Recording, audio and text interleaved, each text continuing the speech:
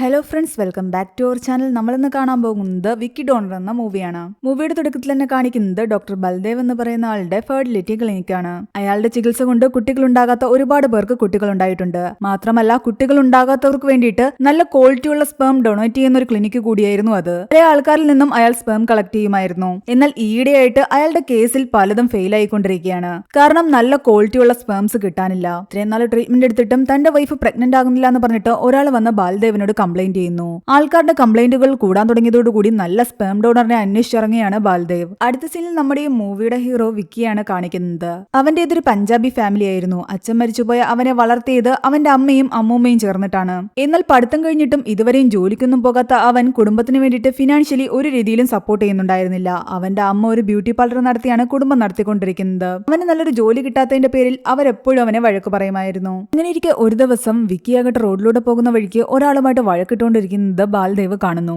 അവൻ നല്ല ആക്റ്റീവായിട്ടും എങ്ങായിട്ടിരിക്കുകയാണ്. അവനെ കണ്ടാൽ തന്നെ അറിയാം അവന്റെ ഉള്ളിൽ നല്ല ക്വാളിറ്റിയുള്ള സ്പേം ഉണ്ടാകുമെന്ന്. എന്തായാലും ബാൽദേവ് അവന്റെ ഒരു ഫോട്ടോ എടുത്ത് സൂക്ഷിക്കുന്നു. എന്നിട്ട് തന്റെ അസിസ്റ്റന്റിനോട് പറയുന്നുണ്ട് ഈ കാണിക്കുന്ന ആളെ പറ്റി കൂടുതൽ കാര്യങ്ങൾ അന്വേഷിച്ചറിയണമെന്ന്. അയാളുടെ അസിസ്റ്റന്റ് വിക്കിയെ ഫോളോ ചെയ്ത് അവൻ ചെയ്യുന്ന കാര്യങ്ങളെല്ലാം ശ്രദ്ധിക്കുകയും അവന്റെ ഫാമിലിയെ പറ്റി അന്വേഷിക്കുകയും ചെയ്യുന്നു.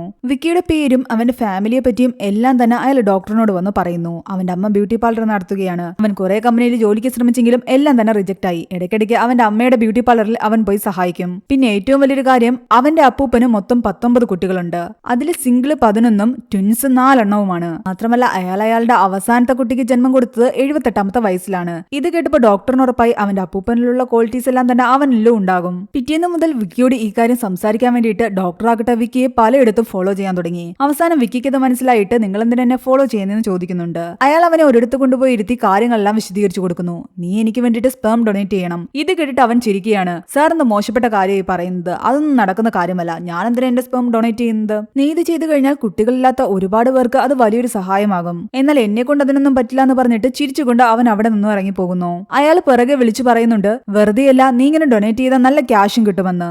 എന്നാലും വേണ്ടെന്ന് പറഞ്ഞിട്ട് അവൻ അവിടെ നിന്നും പോകുന്നു. പിറ്റേന്നാകട്ടെ വിക്കിയുടെ അമ്മ അവന്റെ കയ്യിൽ കുറച്ച് ക്യാഷ് കൊടുത്തിട്ട് അത് കൊണ്ടുപോയി ബാങ്കിൽ ഇടാൻ പറയുന്നു. അവൻ ബാങ്കിൽ ചെല്ലുമ്പോൾ അവിടെ വർക്ക് ചെയ്യുന്ന അർഷിമ എന്ന് പറയുന്ന ഒരു പെൺകുട്ടി അവൻ കാണുകയും കണ്ട മാത്രയിൽ തന്നെ അവൻ അവളെ ഇഷ്ടമാവുകയും ചെയ്തു. അവൻ അവളെ ഇംപ്രസ് ചെയ്യാനും സംസാരിക്കാനൊക്കെ ശ്രമിക്കുന്നുണ്ടെങ്കിലും അർഷിമ അവനെ അവോയ്ഡ് ചെയ്യുകയാണ് ചെയ്യുന്നത്. വിക്കിയെ തേടി വീണ്ടും ആ ഡോക്ടർ വരുന്നു. നിങ്ങൾ എന്തിനാ ഇങ്ങനെ എന്റെ പുറകെ വരുന്നത്? എനിക്ക് താല്പര്യമില്ലാന്ന് പറഞ്ഞതല്ലേ? എന്നാൽ അയാൾ പറയുന്നുണ്ട്, നീ ഈ കാര്യം ചെയ്തെങ്കിലേ പറ്റൂ. ഒരുപാട് പേരുടെ ജീവിതം മാറുന്നൊരു കാര്യമാണിത്. നിങ്ങൾ എന്തിനാ ഇത്തരം പരിപാടിക്ക് നടക്കുന്നതെന്ന് അവൻ തിരിച്ചു ചോദിക്കുന്നു. ഞാൻ ചെയ്യുന്ന ജോലിയെ പറ്റി നിനക്കറിയില്ല. ഞാൻ കാരണം കുട്ടികളില്ലാത്ത ഒരുപാട് പേർക്ക് കുട്ടികൾ ഉണ്ടായിരിക്കുന്നു. അവരെല്ലാം എന്നെ ദൈവത്തെ പോലെയാണ് കാണുന്നത്. ഇപ്പൊ നീ എനിക്ക് സ്പേം തന്ന് സഹായിക്കുകയാണെങ്കിൽ അതുപോലെ ഒരുപാട് കുട്ടികൾക്ക് ജന്മം കൊടുക്കാൻ സാധിക്കും. ഞാൻ കാരണം ഒരു കുട്ടിയും ജനിക്കേണ്ട എന്നാണ് അവൻ പറയുന്നത്. എനിക്ക് കുട്ടികളെ തീരെ ഇഷ്ടമല്ല.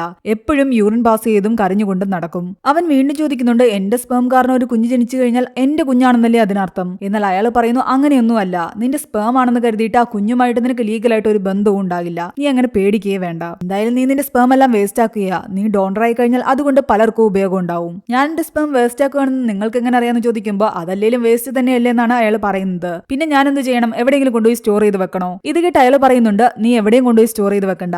നീ അത് എനിക്ക് കൊണ്ടു തന്നാ മതി. നിനക്ക് ഇഷ്ടം പോലെ കാശും കിട്ടുമല്ലോ. എന്നാലും വിക്കിക്ക് അതിന് ഒട്ടും തന്നെ താല്പര്യമില്ലായിരുന്നു. വീണ്ടും വീണ്ടും അവനെ ഫോളോ ചെയ്ത് അവനെ കൊണ്ട് സമ്മതിപ്പിക്കാൻ അയാൾ ശ്രമിച്ചുകൊണ്ടേയിരിക്കുന്നു. അതിനിടയ്ക്ക് എല്ലാം തന്നെ വിക്കിയെ ബാങ്കിൽ പോവുകയും അർഷിമയെ കാണുകയും ചെയ്യുന്നുണ്ട്. പതിയെ പതിയെ അവന്റെ സംസാരം അവൾക്ക് ഇഷ്ടപ്പെടാൻ തുടങ്ങി. ഡോക്ടറാകട്ടെ വിക്കി സമ്മതിക്കാത്ത കാരണം അവനെ വീട്ടിൽ വന്ന് കാണുന്നുണ്ട്. നിങ്ങൾ ഈ കാര്യം പറഞ്ഞ് എന്റെ വീട്ടിൽ വരെ വരാൻ തുടങ്ങിയോ എന്ന് പറഞ്ഞിട്ട് അവൻ വഴക്ക് പറയാൻ തുടങ്ങി അയാളെ. എന്നാൽ അയാൾ അവനെ പറഞ്ഞു മനസ്സിലാക്കുന്നുണ്ട്, നീ നല്ലപോലെ ഒന്ന് ആലോചിക്ക്. എന്നാൽ അവൻ പറയുന്നുണ്ട്, ഈ കാര്യമൊക്കെ പുറത്തറിഞ്ഞു കഴിഞ്ഞാൽ ഈ നാട്ടിലും നാട്ടുകാരുടെ മുന്നിലും ഒക്കെ എനിക്ക് വലിയ നാണക്കേടാവും. എന്നാൽ അയാൾ പറയുന്നുണ്ട്, ഇത് വളരെയധികം ലീഗലായിട്ട് നടക്കുന്ന കാര്യമാണ്. പണ്ടുകാലം മുതലേ ഈ മെത്തേഡ് വഴി പല കുഞ്ഞുങ്ങളും ജനിച്ചിട്ടുണ്ട്. അതുകൊണ്ട് നീ അങ്ങനെയൊന്നും പേടിക്കേ വേണ്ട. ഒരു ബിസിനസ് മൈൻഡിൽ ചിന്തിച്ചു കഴിഞ്ഞാൽ നീ സ്പേം ഡൊണേറ്റ് ചെയ്യുന്നതിലൂടെ നിനക്ക് ഒരുപാട് കാശും സമ്പാദിക്കാം. അതുപോലെ തന്നെ എന്റെ ക്ലിനിക്കിനും ഒരുപാട് ഉയർച്ച ഉണ്ടാകും. നല്ല പോലെ ആലോചിച്ച് തീരുമാനം എടുക്കാൻ പറയുന്നു. എന്തായാലും തനിക്ക് ജോലി എടുക്കേണ്ട കാര്യമില്ല. സ്പേം കൊടുത്തു കഴിഞ്ഞാൽ കാശും കിട്ടും. എന്നാൽ പിന്നെ കാശിന് വേണ്ടിയെങ്കിലും അത് ചെയ്യാമെന്ന് കരുതിയിട്ട് പിറ്റേന്ന് അവൻ ബാൽദേവനെ കാണാൻ പോകുന്നു. അവൻ പറയുന്നുണ്ട്, ഞാനിത് കാശിന് വേണ്ടി മാത്രമാണ് ചെയ്യുന്നത്, അല്ലാതെ ഒരു സെന്റിമെന്റ്സും എനിക്കില്ല. അങ്ങനെയെങ്കിൽ അവന്റെ കുറച്ച് സ്പേംസ് സാമ്പിൾ ആയിട്ട് പുറത്തേക്ക് അയക്കാൻ അയാൾ തീരുമാനിക്കുന്നു. ടെസ്റ്റ് ചെയ്തിട്ട് അതിന്റെ ക്വാളിറ്റി എല്ലാം ചെക്ക് ചെയ്യാനായിരുന്നു അത്. അവൻ സാമ്പിൾ കൊടുത്തതിന് തന്നെ നല്ലൊരു അഡ്വാൻസ് അയാൾ അവന് കൊടുക്കുന്നു. ക്വാളിറ്റിയുള്ള സ്പേം ആണെന്ന് തെളിഞ്ഞു കഴിഞ്ഞാൽ നിനക്ക് ബാക്കി തുകയും നൽകും. അവൻ ആ കിട്ടിയ കാശ് ലാവിഷായിട്ട് അടിച്ചു പൊടിച്ച് തീർക്കുന്നു. അതേസമയം ഇവിടെ അർഷിമയും വിക്കിയും കൂടുതൽ അടുക്കുകയും അവർ തമ്മിൽ റിലേഷൻഷിപ്പിലേക്ക് കടക്കുകയും ചെയ്യുന്നു. നാൾ കഴിയുമ്പോൾ ഡോക്ടറിനെ ആ ലാബിൽ നിന്ന് വിളിച്ചിട്ട് അവന്റെ സ്പേമിന്റെ ക്വാളിറ്റിയെ പറ്റി സംസാരിക്കുന്നു. നല്ല കൗണ്ടും ഉണ്ട്, നല്ല ക്വാളിറ്റിയുള്ള സ്പേമുമാണ്. ഇത് ആരുടേതാണെന്ന് ആ ലാബുകാർ പോലും ഡോക്ടറോട് ചോദിക്കുന്നു. ഒരു ഒരു ഫോറിനറിന്റെ ആണെന്നാണ് ഡോക്ടർ കള്ളം പറയുന്നത്. നല്ല ക്വാളിറ്റിയുള്ള സ്പേം കിട്ടിയെന്ന് അറിഞ്ഞതോടുകൂടി ബാൽദേവിന്റെ എല്ലാ ടെൻഷനും മാറി. അയാൾ എല്ലാ പേഷ്യൻസിനും അപ്പോയിന്റ്മെന്റ് കൊടുക്കുന്നു. എല്ലാവരുടെയും ട്രീറ്റ്മെന്റ് സ്റ്റാർട്ട് ചെയ്യാം. അങ്ങനെ വിക്കിയുടെ സ്പേം വെച്ചിട്ട് ഒരു പേഷ്യന്റിന് ട്രീറ്റ്മെന്റിലൂടെ ഇരട്ട കുട്ടികൾ ഉണ്ടാകുന്നു. അവരിൽ നിന്നും അയാൾക്ക് നല്ല കാശ് കിട്ടി. കിട്ടുന്ന കാശിന്റെ നല്ലൊരു പങ്ക് അയാൾ വിക്കിക്കും കൊടുക്കാൻ തുടങ്ങി. പിന്നീട് അങ്ങോട്ട് വിക്കി സ്ഥിരമായിട്ട് സ്പേം ഡൊണേറ്റ് ചെയ്തുകൊണ്ടേയിരിക്കുകയാണ്. അത് യൂസ് ചെയ്തിട്ട് ബാൽദേവ് ആകട്ടെ ഒരുപാട് പേഷ്യൻസിന് ട്രീറ്റ്മെന്റും നടത്തുന്നു. എല്ലാവർക്കും കുട്ടികളുമായി. അത് കാരണം അയാളുടെ ക്ലിനിക്കിലേക്ക് ഒരുപാട് കാശ് വരാനും തുടങ്ങി. അതിൽ നിന്നെല്ലാം നല്ല ശതമാനം ഇവന് കിട്ടുന്ന കാരണം അവന്റെ ലൈഫും മെച്ചപ്പെട്ടു. വിക്കിയാകട്ടെ കിട്ടിയ കാശ് വീട്ടുചെലവിനും കൊടുക്കുന്നുണ്ട്. പുതിയ കാറും ഫ്രിഡ്ജും AC ഒക്കെ വാങ്ങുന്നു. അവരുടെ ജീവിതം തന്നെ കംപ്ലീറ്റ്ലി മാറി. അവനവന്റെ ബ്യൂട്ടി പാർലർ എല്ലാം തന്നെ പുതുക്കി പണിതു. വീടും റെനോവേറ്റ് ചെയ്തു. ചുറ്റുമുള്ളവർ ഇവന്റെ വളർച്ചയെ പറ്റി ചർച്ച ചെയ്യാൻ തുടങ്ങി. എല്ലാവരോടും അവൻ പറയുന്നത് ബാൽദേവ് സാറിന്റെ കൂടെ ഞാൻ ട്രേഡിംഗ് ചെയ്യുന്നു എന്നാണ്. ഒരു സൈഡില് അർഷിമയും വിക്കിയും തമ്മിലുള്ള റിലേഷൻഷിപ്പ് മുന്നോട്ട് പോയിക്കൊണ്ടിരിക്കുകയാണ്. ഇടയ്ക്കിടയ്ക്ക് അവൻ കസ്റ്റമറിന്റെ കണക്ക് ബാങ്കിൽ പോയി അവളെ കാണുന്നു. അവള് തിരിച്ച് ബ്യൂട്ടി പാർലറിൽ കസ്റ്റമറിന്റെ കണക്ക് അവന്റെ അടുത്തും വരുന്നുണ്ട്. വിക്കിയുടെ വീടിന്റെ അടുത്താകട്ടെ ശ്വേത എന്ന് പറയുന്ന ഒരു പെൺകുട്ടിയുണ്ട്. അവള് വൺ സൈഡായിട്ട് വിക്കിയെ പ്രണയിക്കുന്നുണ്ടായിരുന്നു. ഇപ്പൊ ഇവന് ഒരുപാട് പണമൊക്കെ കിട്ടി നല്ല രീതിയിൽ ജീവിതം മുന്നോട്ട് പോകുന്നു എന്നറിഞ്ഞിട്ട് ആ പെൺകുട്ടിയും പെൺകുട്ടിയുടെ അമ്മയും ചേർന്നിട്ട് ഇവന്റെ വീട്ടിൽ വന്ന് കല്യാണം ആലോചിക്കുന്നു. എന്നാൽ തനിക്ക് ശ്വേത ഇഷ്ടമല്ല എന്നും തനിക്ക് വിവാഹത്തിന് താല്പര്യമില്ല എന്നും പറഞ്ഞിട്ട് വിക്കി അവരെ ഒഴിവാക്കുകയാണ്. അത് കാരണം ആ പെൺകുട്ടിക്കും അവളുടെ അമ്മയ്ക്കും അവനോട് വളരെയധികം ദേഷ്യം തോന്നുന്നു. പിറ്റേന്ന് അർഷിമ വിക്കിയെ കാണുമ്പോൾ ഒരു സത്യം അവനോട് തുറന്നു പറയുന്നുണ്ട്. അവൾക്ക് ഓൾറെഡി തന്നെ വിവാഹം കഴിഞ്ഞതാണ്. ആദ്യ രാത്രിയിൽ അവളുടെ ഹസ്ബൻഡ് അവളോട് പറഞ്ഞു അയാൾ മറ്റൊരാളെ പ്രണയിക്കുന്നുണ്ടെന്ന്. വീട്ടുകാരുടെ നിർബന്ധം കാരണം വിവാഹം കഴിച്ചതാണെന്ന്. അന്ന് രാത്രി തന്നെ അവൾ ആ വീട് വിട്ടിറങ്ങി. അവളുടെ ഡിവോഴ്സും കഴിഞ്ഞു. എന്നാൽ അതിലൊന്നും തന്നെ വിക്കിക്ക് ഒരു പ്രശ്നവുമില്ലായിരുന്നു. നിന്റെ ജീവിതത്തിൽ എന്നോട് പറയാത്ത എന്തെങ്കിലും രഹസ്യമുണ്ടോ എന്ന് അവൾ ചോദിക്കുന്നു. സ്പേം ഡൊണേറ്റ് ചെയ്യുന്ന കാര്യം എല്ലാം തന്നെ അവളിൽ നിന്നും അവൻ മറച്ചു വെച്ചുകൊണ്ട് പറയുന്നുണ്ട് അങ്ങനെ ഒരു രഹസ്യങ്ങളും ഇല്ല എന്ന്. അതിനുശേഷം അവർ രണ്ടുപേരും വിവാഹം കഴിക്കാൻ തീരുമാനിക്കുകയാണ്. അർഷിമയെ പറ്റി അവൻ തന്റെ വീട്ടിൽ പറയുന്നു. എന്നാൽ അവന്റെ വീട്ടില് വലിയ പ്രശ്നമുണ്ടായി. അവന്റെ അമ്മ പറയുന്നുണ്ട് നമ്മൾ പഞ്ചാബീസാ, നീ ഒരു ബംഗാളി വിവാഹം കഴിക്കുന്നത് എനിക്ക് ഇഷ്ടമല്ല, അവരുടെ രീതികളും എനിക്ക് ഇഷ്ടമല്ല. എന്നാൽ വിക്കിയുടെ അമ്മൂമ്മയ്ക്ക് എല്ലാം സമ്മതമായിരുന്നു. നിന്റെ വിവാഹത്തിന് ഞാൻ സപ്പോർട്ട് ചെയ്യാമെന്ന് അവര് പറയുന്നു. ആ വീട്ടിൽ അവസാനത്തെ വാക്ക് അവരുടേതാണ്. അർഷിമയുടെ വീട്ടിലും ഇതേ അവസ്ഥ തന്നെയായിരുന്നു. അവൻ പഞ്ചാബിയായ കാരണം അവരും സമ്മതിക്കുന്നില്ല. അവരുടെ രീതികളും ചടങ്ങുകളും ഒന്നും നമുക്ക് സെറ്റാകില്ല. നിനക്കെന്തെങ്കിലും ബംഗാളി പയ്യനെ ലവ് ചെയ്തുകൂടായിരുന്നു. അവളുടെ അച്ഛൻ അങ്ങനെ പറഞ്ഞെങ്കിലും അവൾ അവളുടെ ഡിസിഷനിൽ ഉറച്ചു തന്നെ നിൽക്കുന്നു. അങ്ങനെ അർഷിമയുടെ വീട്ടിൽ പോയി ഈ കാര്യം സംസാരിച്ച് സെറ്റാക്കാൻ വേണ്ടിയിട്ട് വിക്കിയാകട്ടെ ബാൽദേവിന്റെ സഹായമാണ് തേടുന്നത്. അങ്ങനെ ഒടുവിൽ അർഷിമയുടെ വീട്ടിൽ പോയി സംസാരിക്കുകയും വിക്കിയുടെ സംസാരം അവർക്ക് ഇഷ്ടപ്പെടുകയും ചെയ്യുന്നു. അങ്ങനെ അവരെല്ലാവരും ചേർന്നിട്ട് വിക്കിയുടെ വീട്ടിലേക്ക് വരുന്നുണ്ട്. പരസ്പരം മാരേജിനെ പറ്റി സംസാരിക്കുന്നതിനിടയ്ക്ക് അർഷിമയുടെ ഒരു വിവാഹം കഴിഞ്ഞതാണെന്നും അവൾ ഡിവോഴ്സ് ചെയ്യാണെന്നും അറിയുന്നതോടുകൂടി വിക്കിയുടെ അമ്മ വീണ്ടും പ്രശ്നം ഉണ്ടാക്കുന്നു. എന്നാൽ വിക്കിയുടെ അമ്മൂമ്മ അതിലൊരു പ്രശ്നവും ഉണ്ടാക്കിയില്ല. അതൊന്നും സാരമില്ലെന്ന് അവർ പറയുന്നു. അവരുടെ വാക്ക് അവസാനത്തെ വാക്കായതുകൊണ്ട് വേറെ ആരും എതിർത്തും പറഞ്ഞില്ല. അങ്ങനെ അവർ രണ്ടുപേരുടെയും വിവാഹം തീരുമാനിക്കുന്നു. വിവാഹത്തിന് മുമ്പ് ബൽദേവിനെ കണ്ടിട്ട് വിക്കി പറയുന്നുണ്ട് കല്യാണം കഴിഞ്ഞ ശേഷം എന്നോട് സ്പേം ചോദിച്ചിട്ട് എന്നെ ഡിസ്റ്റർബ് ചെയ്യരുത്. പിന്നീട് കാണിക്കുന്നത് വിക്കിയുടെ അർഷിമയുടെയും വിവാഹമായിരുന്നു. വിവാഹമൊക്കെ കഴിഞ്ഞിട്ട് അവരവരുടെ ജീവിതത്തിലേക്ക് കടന്നു. അർഷിമയുടെ വീട്ടിലെ എല്ലാവരും കൊൽക്കത്തയിലേക്ക് ഷിഫ്റ്റ് ആകുന്ന കാരണം അവർ രണ്ടുപേരും ആ വീട്ടിലേക്ക് താമസം മാറി. അതിനിടയ്ക്ക് ഒരു VIP ക്ലയന്റിന് സ്പേം വേണമെന്ന് പറഞ്ഞിട്ട് ബാൽദേവ് അവനെ വിളിക്കുന്നു. അവൻ ആദ്യമെല്ലാം നോ പറഞ്ഞെങ്കിലും അത്യാവശ്യമാണെന്നും ഈ ഒരു തവണ എന്നെ ഒന്ന് സഹായിക്കുമെന്നും അയാൾ പറയുന്നു. നീ ഇങ്ങോട്ട് വരണ്ട, ഞാൻ ആളെ അങ്ങോട്ട് അയക്കാം, നീ ആളുടെ കയ്യിൽ കൊടുത്തു വിട്ടാൽ മതി എന്നും പറയുന്നുണ്ട്. അങ്ങനെ അർഷിമ കാണാതെ അവൻ സ്പേം മറ്റൊരാളുടെ കയ്യിൽ കൊടുത്തുവിടുന്നു. അങ്ങനെ പിന്നീട് ഫ്രീ ആയിട്ട് വിക്കി അർഷിമയുടെ കൂടെ ഹണിമൂണിന് പോകുന്നു. അവരുടെ നല്ല മൊമെന്റ്സിനിടയിലും ഇടയ്ക്കിടയ്ക്ക് ഡോക്ടർ അവനെ വിളിക്കുമായിരുന്നു. എന്നാൽ അവൻ ഒരു തവണ പോലും ഫോൺ എടുത്തില്ല.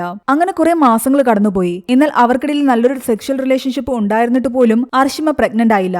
അത് കാരണം അവൾ ആകെ ടെൻഷനിലായിരുന്നു. അവൾക്ക് പ്രഗ്നന്റ് ആകാൻ കഴിയില്ല എന്നും അവൾ വളരെയധികം വീക്കാണെന്നുമാണ് എല്ലാവരും പറയുന്നത്. ഹോസ്പിറ്റലുകൾ മാറി മാറി കാണിച്ചിട്ടും എല്ലാവരുടെയും അഭിപ്രായം ഇത് തന്നെയായിരുന്നു. ഇത് കാരണം മെന്റലി അർഷിമ ആകെ തകർന്നിരിക്കുകയാണ്. വിക്കിക്ക് മാനസികമായിട്ട് ചില ബുദ്ധിമുട്ടുകൾ ഉണ്ടായിരുന്നു. അവൻ കാരണം ഒരുപാട് കുഞ്ഞുങ്ങൾ ജനിച്ചിട്ടുണ്ട്. പക്ഷെ അവന് സ്വന്തമായിട്ട് ഒരു കുഞ്ഞിനെ ഉണ്ടാക്കാൻ കഴിയുന്നില്ല. അതിനിടയ്ക്ക് ഒരു ദിവസം അവളാകട്ടെ തന്റെ റിപ്പോർട്ടുകളെല്ലാം എടുത്ത് നോക്കുന്നതിനിടയ്ക്ക് പെട്ടെന്ന് ചോദിക്കുന്നുണ്ട് ഇത് എന്റെ മാത്രം റിപ്പോർട്ടല്ലേ ഉള്ളൂ, നിന്റെ ഒരു റിപ്പോർട്ട് പോലും കാണുന്നില്ലല്ലോ, എനിക്ക് ടെസ്റ്റ് ചെയ്തതിന്റെ അന്ന് നീ ഒരു ടെസ്റ്റും എടുത്തില്ലേ എന്ന്. ഞാൻ ടെസ്റ്റ് ചെയ്യേണ്ട കാര്യമില്ലെന്ന് അവൻ പറയുന്നു. അങ്ങനെ പറഞ്ഞാൽ പറ്റില്ല, നീ ടെസ്റ്റ് ചെയ്യണമായിരുന്നു എന്നാണ് അവൾ പറയുന്നത്. നിനക്കെന്തെങ്കിലും പ്രശ്നം ഉണ്ടെങ്കിൽ അത് അറിയണ്ടേ? എനിക്കൊരു പ്രശ്നമില്ലാന്ന് അവൻ പറയുന്നു. അത് നിനക്കെങ്ങനെ ഇത്രയ്ക്ക് ഉറപ്പിച്ച് പറയാൻ പറ്റും? അതൊക്കെ എനിക്ക് നന്നായിട്ട് അറിയാമെന്നാണ് അവൻ പറയുന്നത്. അതിന്റെ കാരണം പറയുമ്പോൾ അവൻ വെട്ടിത്തുറന്ന് പറയുന്നുണ്ട് ഞാൻ ഒരുപാട് പേർക്ക് സ്പേം ഡൊണേറ്റ് ചെയ്തിട്ടുണ്ടെന്നും അതുമൂലം ഒരുപാട് കുട്ടികൾ ഉണ്ടായിട്ടുണ്ടെന്നും. ഇത് കേട്ടതും അർഷിമ ആകെ ഞെട്ടി. ഈ സത്യങ്ങളൊക്കെ നീ എന്തിനാ എന്റെ അടുത്ത് മറച്ചു വെച്ചെന്ന് ചോദിക്കുന്നു. അവനൊന്നും തന്നെ പറയുന്നില്ല. അവൾ ആകെ ദേഷ്യപ്പെട്ടുകൊണ്ട് അവനോട് പറയുന്നുണ്ട് ഇത്രയും കാലം ഞാൻ നിന്നെ പോലെ ഒരുത്തനെ കൂടി ജീവിച്ചത് തന്നെ എനിക്ക് നാണക്കേടാ. നീ വിവാഹത്തിന് ശേഷം സ്പേം ഡൊണേറ്റ് ചെയ്തിട്ടുണ്ടോ ചോദിക്കുമ്പോൾ അവൻ പറയുന്നുണ്ട് ഒരു തവണ കൊടുത്തിട്ടുണ്ടെന്ന്. അവൾക്ക് ഇതൊന്നും സഹിക്കാൻ പറ്റുന്നതിനപ്പുറമായിരുന്നു. അവിടെ നിന്നും ദേഷ്യപ്പെട്ട് അവൾ ഇറങ്ങിപ്പോകുന്നു. പിന്നീട് അങ്ങോട്ടുള്ള ദിവസങ്ങളിലെല്ലാം തന്നെ അർഷിമ ആകെ സങ്കടത്തിലായിരുന്നു. വിക്കി തന്നിൽ നിന്നും ഇത്രയും വലിയ കാര്യം മറച്ചു വെച്ചതിൽ. വിക്കി പലതവണ അവളെ ഫോൺ ചെയ്തെങ്കിലും അവൾ ഒരു തവണ പോലും ഫോൺ എടുത്തില്ല. അതിനിടയ്ക്ക് വിക്കിയുടെ വീടിന്റെ അടുത്തുള്ള ആ ശ്വേത എന്ന് പറയുന്ന പെൺകുട്ടിയുടെ അമ്മയാകട്ടെ പോലീസിന് വിവരം അറിയിക്കുന്നുണ്ട് ഇവന്റെ വീട്ടിൽ എന്തോ ഇല്ലീഗലായിട്ട് കാശ് വെച്ചിട്ടുണ്ടെന്ന്. അവൻ കല്യാണം റിജക്ട് ചെയ്തതിലുള്ള ദേഷ്യമായിരുന്നു അവർക്ക്. അങ്ങനെ അവന്റെ വീട്ടില് ഇൻകം ടാക്സ് റെയ്ഡ് നടക്കുകയും ഒരു പെട്ടിയിൽ നിന്നും കുറെ ക്യാഷ് പൊക്കുകയും ചെയ്യുന്നുണ്ട്.